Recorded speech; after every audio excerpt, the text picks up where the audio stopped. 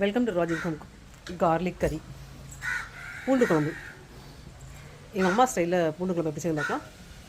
பூண்டு குழம்பு செய்யறதுக்கு என்னென்ன வேணும் பார்க்கலாம். ஃபஸ்ட்டு பூண்டு 150 கிராம், சின்ன வெங்காயம் 150 கிராம், தக்காளி 150 கிராம், குழம்புமிளகா பொடி இதில் ஒரு 1.5 ஸ்பூன் போட்டுக்கலாம், மல்லிப்பொடி 1.5 ஸ்பூன், கருவேப்பிலை, நல்லெண்ணெய் ஒரு 75 ml ஊற்றிக்கலாம், கடுகு,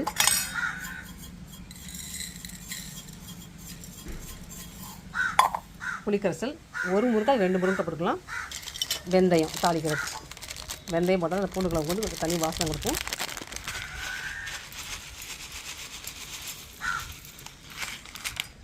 நல்லெண்ணெய் தான் செய்யணும், அப்போ தான் பூண்டு குழம்பு நல்லா டேஸ்ட் நல்லாயிருக்கும். நல்லெண்ணெய், வெந்தயம், கடுகு, கருவேப்பிலை போட்டாச்சு.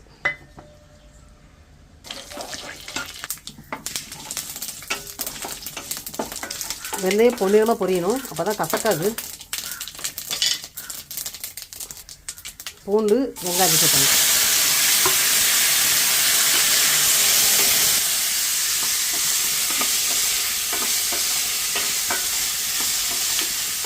உப்பு சேர்த்துடலாம்.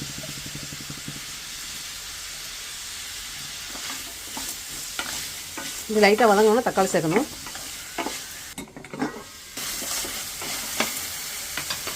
தக்காளி கொஞ்சம் கூட கொஞ்சம் போடுறதுனால புளி கம்மியாக சேர்த்துக்கலாம்.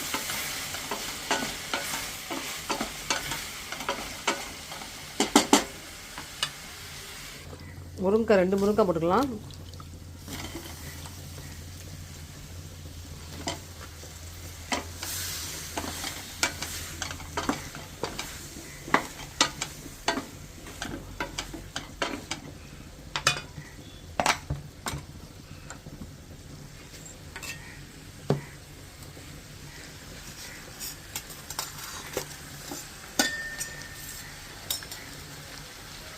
குழம்புமிளகாத்தூள்,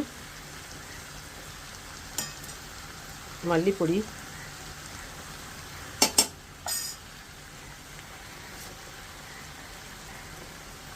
தண்ணி ஊற்றிக்கலாம்.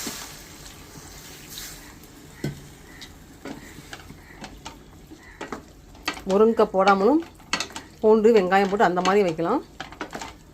அடுத்த ஸ்டெப் வந்து வேறு ஒரு வீடியோவில் முருங்கைக்காய் போடாமல் செஞ்சு கட்டுறேன்.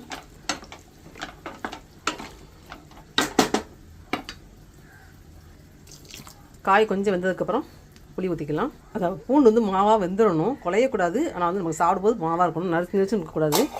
அதுதான் அந்த பூண்டு குழம்புகளோட டேஸ்ட்டே. எடுத்து சாப்பிடும்போது பூண்டு அப்படியே வாய்நாள் அப்படியே நமைச்சி சாப்பிட்ற மாதிரி இருக்கணும்.